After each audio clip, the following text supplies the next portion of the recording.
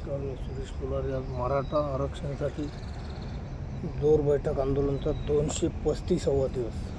245 दंड आणि 245 बैठक। आतापर्यंत मराठा आरक्षणासाठी अनेक आंदोलनं झाली, उपोषण झाले, लोकांनी बलिदान केले, पण सरकारने काही त्याची दखल घेतली नाही। मराठ्यांना आपल्या हक्कापासून वंचित ठेवलं। सरकार दखल घेतच नाही असं समजून आता आम्ही हे आंदोलन चालू केलं। जिथं असन तिथे सकाळी एक टाईम आम्ही हे दंड बैठक मारून देतो। तर सरकारने जरी दखल घेतली नाही, तर आंदोलनामध्ये मोर्चे निघाले, त्याच्यावर लाखो लोक जमा झाले।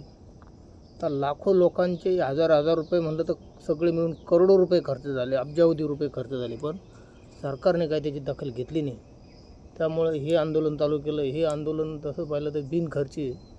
सकाळी फक्त आपल्या ठिकाणी जिथं आहे तिथं दंड बैठक मारून दिल्याने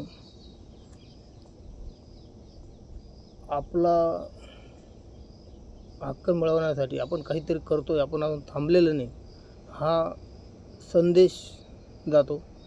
आणि या आंदोलनाला विरोधक कोणीच नाही, कारण विरोध करायचा म्हणलं तर जे कुशल बुद्धीचे लोक असतात, कुचित बुद्धीचे लोक असतात, तेच लोक विरोध करतात। त्यांना कोणात तरी वाईट बघायचं असतं, त्यांचं मनही चांगलं नसतं। तशा लोकांसाठी हे आंदोलन खूप चांगलं आहे, कारण ह्या आंदोलनामुळे जर त्यांना विरोध करायचा म्हणलं, जसं उपोषण केलं ते प्रति उपोषण करणार, मोर्चा काढला प्रति मोर्चा काढणार। आता दंड बैठक मारलं, त्यांना बी दंड बैठक मारावं लागेल। जर त्यांना दंड बैठक मारलेत तर निरोगी शरीर, त्याचं शरीर निरोगी होऊन जाईल, आणि शरीर निरोगी असेल तर त्या माणसाचं मनही निरोगी राहतं। म्हणून या आंदोलनाला कोणी विरोध करत आतापर्यंत केला नाही।